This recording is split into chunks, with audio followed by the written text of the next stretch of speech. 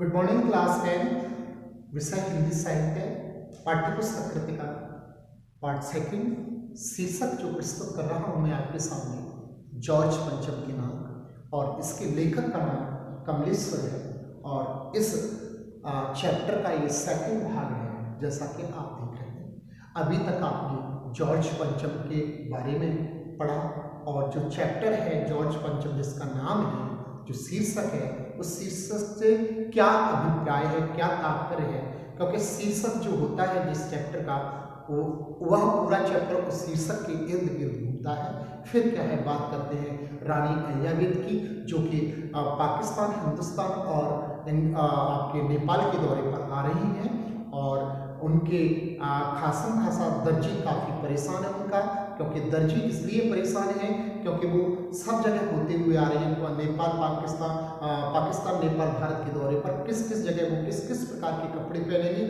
खासी उनके अंगरक्षकों की भी चर्चा हो रही है, उनके बावर्चियों की भी चर्चा हो रही है, सबकी चर्चा हो रही है और सभी ये खबरें लंदन से, इंग्लैंड से वहाँ छपती है। पहले वहाँ छपने के बाद में हिंदुस्तान के पेपरों में भी तैयारी हो रही है। फिर क्या है, जब पता लगता है कि रानी अय्यावेद दिल्ली के पालमगढ़ एयरपोर्ट पर जब उतरेंगी वो तो 5,000 का जो सूट पहन के उतरेंगी तो उनके लिए जो विशेष प्रकार से तैयारी करनी चाहिए तो दिल्ली को चमका दिया जाता है, नई दुल्हन की तरह सजा दिया जाता है। वहाँ की गलियों को, उनके वहाँ के मोहल्लों को, दिल्ली के मोहल्लों को, दिल्ली की इमारतों को और धूल वगैरह को सबको साफ कर करा के और उनको रंग रोहन से बिल्कुल बढ़िया तरीके से कर दिया जाता है। उसके बाद में क्या होता है कि जो आपकी जॉर्ज पंचम जो होते हैं, जिनकी नाम जो चैप्टर का नाम है जॉर्ज पंचम की नाम, वह इंडिया गेट पर उनकी लाट रखी रहती है अर्थात मूर्ति। लाट इट मीन्स होता है मूर्ति और मूर्ति पर नाक नहीं होती है। वे जिस देश की रानी अय्यावेद यहाँ आ रही उस देश के प्रथम शासक जो थे उनकी नाक नहीं है, इज्जत नहीं है और वो यदि नहीं है तो कुछ भी नहीं है। तो इस पर भी खासी चर्चा होने लग जाती है। हमारा यहाँ तक ये चैप्टर हो गया था। इसके बाद में प्रारंभ करते हैं। उच्च स्तर पर मशवरे हुए और तरह तरह के मशवरों को लिया गया। राय कहते हैं सब लोगों के विचारों को लिया गया कि क्या होना चाहिए। जॉर्ज पंचम की नाक नहीं है मूर्ति पर तो क्या हो सकता है। दिमाग पहुंच गए और बड़े बड़े दिमागों का उसमें प्रयोग किया गया। यह तय किया गया कि हर हालत में इस नाक का होना बहुत जरूरी है और यह तय किया गया कि इस नाक का होना बहुत जरूरी है। यह तय होते ही एक मूर्तिकार को हुक्म दिया गया और यह तय करते ही एक मूर्तिकार, बहुत ही अच्छे मूर्तिकार को उपदेश दे दिया गया, आदेश दे दिया गया कि आप उनकी मूर्ति पर नाक लगाइए। वह फौरन दिल्ली में हाजिर हुआ और फौरन तुरंत एक मूर्तिकार था, वह उसको बुलाया गया। तुरंत वो दिल्ली में हाजिर हुआ, उपस्थित हुआ। मूर्तिकार यह तो कलाकार था पर जरा पैसे से लाचार था। मूर्तिकार कलाकार था पर जरा पैसे से लाचार था, पैसे की बहुत कमी थी उसके पास में। जो मूर्तिकार था आते उसने हुक्कामों के चेहरे देखे और जो उसको आदेश देने वाले थे उनके चेहरों को उन्होंने देखा, उनको पढ़ा। अजीब परेशानी थी उन चेहरों पर और जो जिन्होंने आदेश दिया कि मूर्ति पर नाक होनी चाहिए वो भी जॉर्ज पंचम जैसे ब्रिटिश राजा की नाक नहीं है, इज्जत नहीं है तो कुछ भी नहीं है। तो इस प्रकार की बात को लेकर लोगों के मुंहों को देखा, चेहरों को पढ़ा। किसने? मूर्तिकार ने। तो काफी चिंतित थे, परेशान थे। कुछ लटके, कुछ उदास और कुछ बदहवास थे। कुछ लटके हुए चेहरे थे, कुछ बदहवास थे, चिंतित थे। इस प्रकार के उन्होंने मूर्तिकार ने सबके चेहरों को देखा। उनकी हालत देखकर लाचार कलाकार की आंखों में आंसू आ गए और मूर्तिकार की आंखों में, जो कलाकार था, मूर्तिकार था, जिस मूर्तिकार को दिल्ली में बुलाया गया लोग हुक्मखानों के द्वारा, विद्वान लोगों के द्वारा, वहाँ के शासन में बैठे हुए लोगों के द्वारा, तो उनको देखकर उनकी आंखों में भी आंसू आ गए। मूर्तिकार जॉर्ज पंचम की नाक लगानी है और मूर्तिकार को कहा गया कि आपको जॉर्ज पंचम की नाक लगानी है।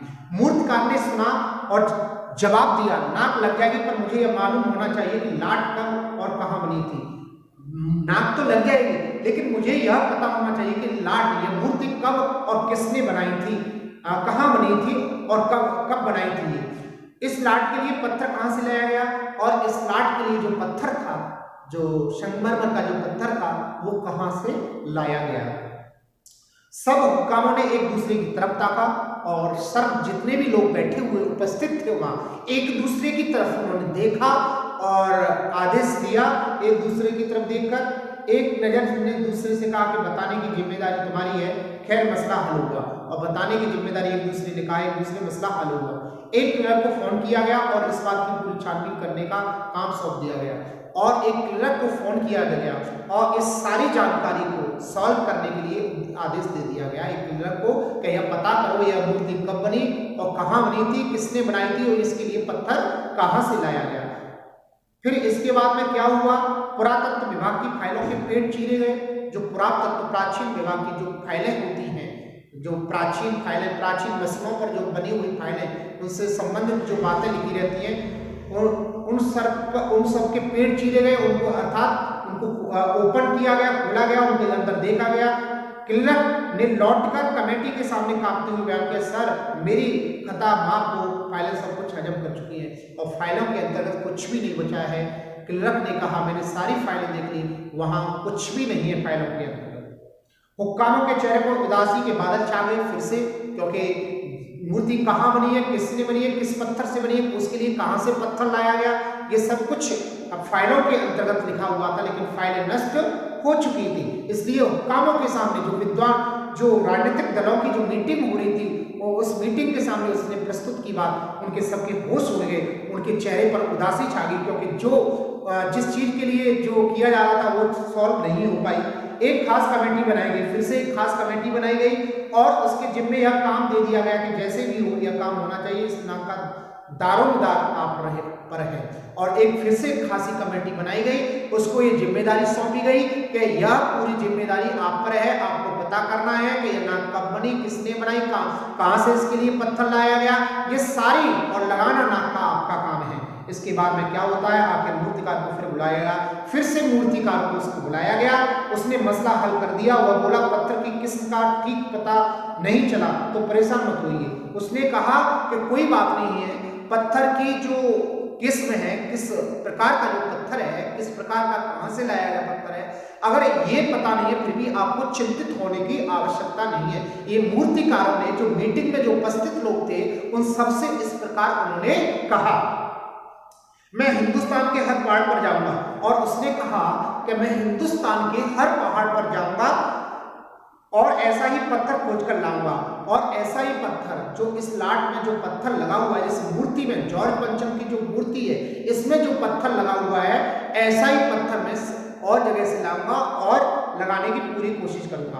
कमेटी के सदस्यों की जान में जान आ गई और कमेटी के सदस्य जिनको चुना गया इस काम को कराने के लिए कि आपको मूर्ति लगवानी है, मूर्ति के बारे में पता करना है, और मूर्ति में जो नाक नहीं है वो लाट के बारे में पता करना है, वो लाट के लिए उस पत्थर कहाँ से लाया गया, ये सब काम जिस कमेटी को सौंपा गया तो उस कमेटी को संतुष्ट किया मूर्तिकार ने कि आप टेंशन न लें, आप समस्या न लें, आपके लिए मैं आपको आपकी परेशानी को मैं कम कर दूंगा और मैं हर पहाड़ पर जाऊंगा इस प्रकार के पत्थर की खोज करने के लिए, जिस प्रकार का पत्थर उस मूर्ति में उस में लगा हुआ, उस लाट में लगा हुआ है, मैं लगाने की भरसक कोशिश करूंगा। ऐसा ही पत्थर खोज कर लाऊंगा। कमेटी के सदस्यों की जान में जान आ गई। सभापति ने चलते चलते गर्व से कहा, ऐसा क्या चीज है जो हिंदुस्तान में नहीं मिलती रही, हर चीज इस देश के गर्भ में छिपी है, जगत खोज करने की है, खोज करने के लिए मेहनत करने की होती है, इस मेहनत का फल हमें मिलेगा, आने वाला जमाना खुशहाल होगा। और इस प्रकार कहा कि हिंदुस्तान में ऐसी कौन सी चीज है जो हमारे हिंदुस्तान में नहीं मिल सकती है, बात की यह है कि हमें उस वस्तु को खोजने की आवश्यकता है, और खोज करेंगे तो हर वस्तु हिंदुस्तान में उपलब्ध है, अर्थात हर वस्तु हिंदुस्तान में प्राप्त हो सकती है, उसको खोजने की आवश्यकता है। ऐसा जो कमेटी बनाई थी उसमें जो वहाँ के जो जितने भी लोग थे उन्होंने ऐसा, उनके सभापति थे, उन सभापति ने ऐसा कहा। यह छोटा सा भाषण फौरन अखबारों में छप गया, और यह छोटा सा भाषण जैसे सभापति ने दिया यह अखबारों में छप गया। मूर्तिकार हिंदुस्तान के पहाड़ी प्रदेशों और पत्थरों की खानों के दौर पर निकल पड़ा, और जो मूर्तिकार था हिंदुस्तान के जो पहाड़ थे जितने भी और जो पत्थरों की खानें थी वहां के दौरे के लिए वो निकल पड़ा, वहां खोजने के लिए निकल पड़ा। कुछ दिन बाद वह हताश लौटा, और कुछ दिन के बाद में वो हताश लौटा, अर्थात उससे कुछ भी प्राप्त नहीं हुआ, उस प्रकार का पत्थर उसे मूर्ति पे लगाने के लिए प्राप्त नहीं हुआ। वह उसके मन में हताशा छा गई, उसके चेहरे पर लानत बरस रही थी। उसने सिर लटका कर खबर दी, हिंदुस्तान का चप्पा चप्पा को डाला, पर इस किस्म का पत्थर कहीं नहीं मिला, यह पत्थर विदेशी है। और हिंदुस्तान का चप्पा चप्पा छाड़ दिया उसने। जो मूर्तिकार था हर पहाड़ हर खान पत्थर की को छान डाला, लेकिन इस प्रकार का पत्थर नहीं मिला। और उसने कहा कि यह पत्थर तो विदेश का पत्थर है। यह खबर इस प्रकार अखबारों में छप गई। सभापति ने तेज में आकर कहा, लानत है आपकी आंखों पर। अरे उसको फटकार लगाई मूर्तिकार पर कि लानत है अर्थात धिक्कार है आपकी आंखों पर। विदेशों की सारी चीजें हमें अपना चुके हैं। दिल दिमाग तौर तरीके रहन सहन सब हिंदुस्तान में बाल डांस तक मिल जाता है, तो पत्थर क्यों नहीं मिला? सब कुछ हिंदुस्तान में मिल सकता है, तो पत्थर क्यों नहीं मिल सकता है? ऐसा जो सभापति थे उस मीटिंग के उस कार्य समिति के जो सभापति बनाए थे, उन सभापति ने इस प्रकार उस मूर्तिकार से कहा, धिक्कार है तुम्हें, आप एक पत्थर नहीं खोज सके। हिंदुस्तान में सब कुछ मिलता है, क्या हिंदुस्तान में एक पत्थर नहीं मिल सकता है? ऐसा कहा कि हिंदुस्तान में सब चीज उपलब्ध है, हिंदुस्तान में पत्थर नहीं मिल सकता है। तो फिर उसके बाद में मूर्तिकार चुप खड़ा था, और मूर्तिकार चुप खड़ा हुआ था, सहसा उसकी आंखों में चमक आ गई। उसने कहा, एक बात कहना चाहूंगा, लेकिन इस शर्त पर कहना चाहूंगा कि इस शर्त पर कि यह बात अखबार वालों तक न पहुंची। और एक बात कहना चाहूंगा मैं, जो यह मैं आपके सामने कह रहा हूं, यह बात कहीं बाहर न जाए, अर्थात किसी अखबार तक न पहुंच जाए, अखबार में न छप जाए। क्या कहा? सभापति की आंखों में चमक आ गई। इस प्रकार के शब्दों को सुन के जो सभापति थे जिस मीटिंग के, उनकी आंखों में एक खुशी के आंसू आ गए और उनकी आंखें चमक उठी। उसने मूर्तिकार ने कहा, एक बात मैं कहना चाहूंगा, लेकिन इस शर्त पर यह कि बात अखबार वालों तक न पहुंची। सभापति की आंखों में भी चमक आई। चपरासी को हुक्म हुआ और कमरे के सब दरवाजे बंद कर दिए गए जब मूर्तिकार ने कहा, और सभापति की आंखों में इस प्रकार चमक आ गई, और उसने आदेश दे दिया कि जिस रूम में हम मीटिंग कर रहे हैं उस रूम के सभी दरवाजे बंद कर दिए जाए। देश में अपने नेताओं की मूर्तियां भी हैं, अगर इजाजत हो तो आप लोग ठीक समझे, तो मेरा मतलब है कि जिसकी नाक इस लाट पर ठीक बैठ जाए उसे उठा लाया जाए। और उसने एक बंद कमरे में सभापति में उपस्थित और लोग हैं, सबसे उन्होंने कहा कि एक काम कर लीजिए, इस देश हमारे यहाँ अन्य नेताओं की मूर्ति रखी हुई है, लाट की बनी हुई, अगर आप हो सके आपका आदेश हो तो वह उसी प्रकार की नाक किसी लाट से काट के ला लिया जाए, और उस जॉर्ज पंचम की लाट पर उस नाक को फिट कर दिया जाए। सबने सबकी तरफ देखा, और मीटिंग में जितने भी लोग उपस्थित थे सबने एक दूसरे की तरफ देखा।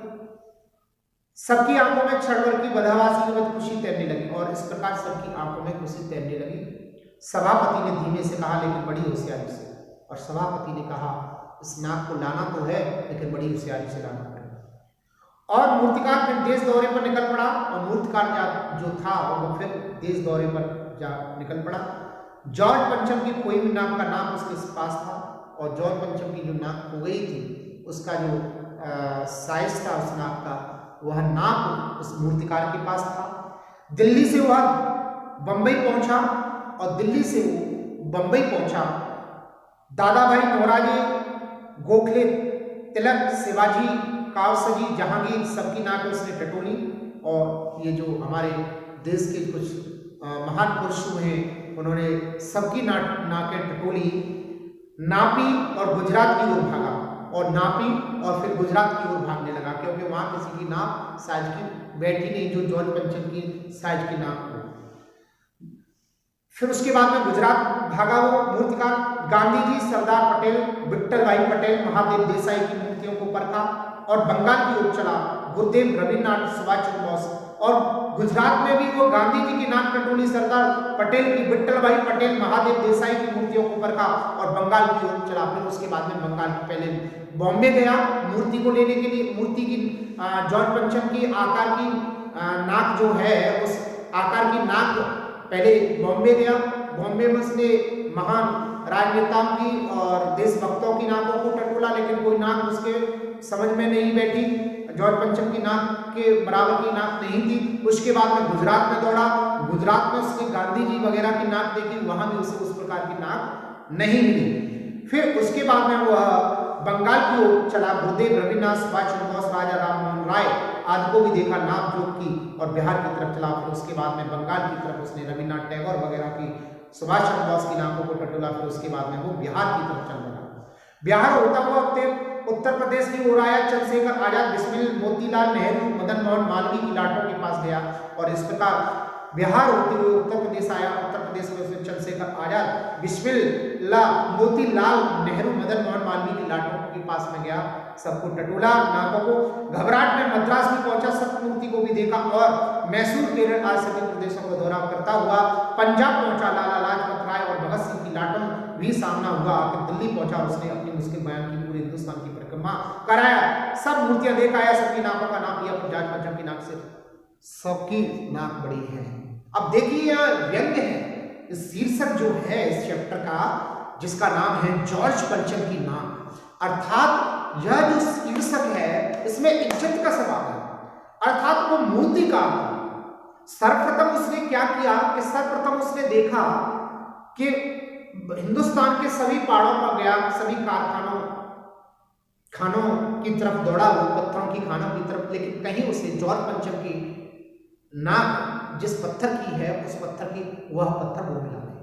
उसके बाद में वो दिल्ली बॉम्बे गया। बॉम्बे में देखा उसने महान राजनेताओं की नाकों को टटोला, अर्थात देश के प्रत्येक प्रदेश में गया और प्रत्येक प्रदेश में जितनी भी लाटें हैं सबकी लाटों को टटोला, चाहे वो चंद्रशेखर आजाद हो, चाहे वो भगत सिंह हो, चाहे सुभाष चंद्र बोस हो, चाहे मदन मोहन मालवीय हो, चाहे वो राजा राजपति राय हो, चाहे वो और कोई गांधी जी हो, सबकी नाकों को टटोल के देखा, लेकिन सबकी नाकें जॉर्ज पंचम की नाक से बड़ी थी। अर्थात इज्जत यहाँ नाक का कहने का तात्पर्य है इज्जत।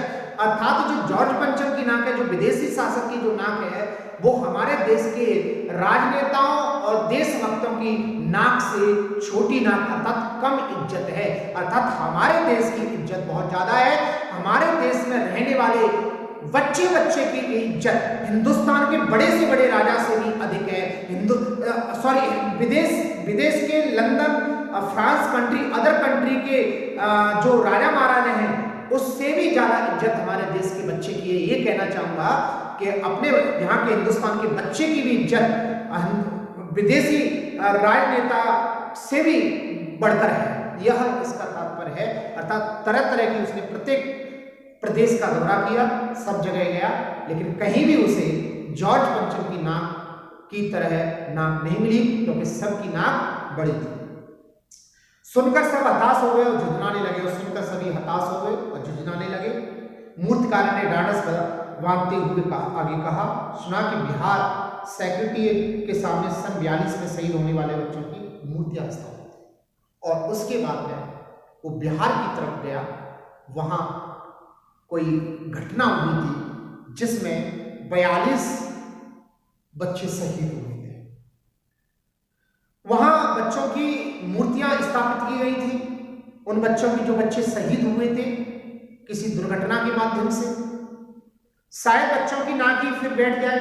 और उस मूर्तिकार ने उस सभा में कहा कि मैंने देश के सभी जितने भी देशभक्त राजनेता, महान नेता, जिस प्रदेश में उनकी मूर्तियां लगी हुई है, लाट की मूर्तियां लगी हुई है, उनकी सबकी नाकों को टटोल के देखा, लेकिन जॉर्ज पंचम की नाक के बराबर किसी की भी नाक नहीं, अर्थात सबकी नाक बड़ी थी। फिर उसने कहा कि आपका बिहार में एक हादसा हुआ था जिसमें 42 बच्चे, 42 चिल्ड्रंस उसमें शहीद हुए थे बच्चे, उनकी मूर्तियां वहां स्थापित हैं। शायद हो जाए कि जॉर्ज पंचम के लिए उन 42 बच्चों की किसी भी मूर्ति की नाक फिट बैठ जाए। तो वो बिहार की तरफ दौड़ा, बच्चों की नाकें में उसमें कहीं बड़ी बैठती। अब बताइए, राजधानी में सब तैयारियां थी, जॉर्ज पंचम की लाट को मल कर नहलाया गया, रोगन लगाया गया था, सब कुछ हो चुका था, सिर्फ नाक नहीं। और फिर क्या होता है कि कहने का तात्पर्य, बिहार में भी जो 42 बच्चे जो शहीद हुए थे उनकी मूर्तियां बनी, उनकी नाकें भी फिट करके देखी, तो वो नाकें भी उस पर कहने का तात्पर्य फिट नहीं बैठी। अर्थात इसका तात्पर्य है कि जो हमारे देश के जो बच्चे हैं उनकी बहुत ज़्यादा इज्जत है।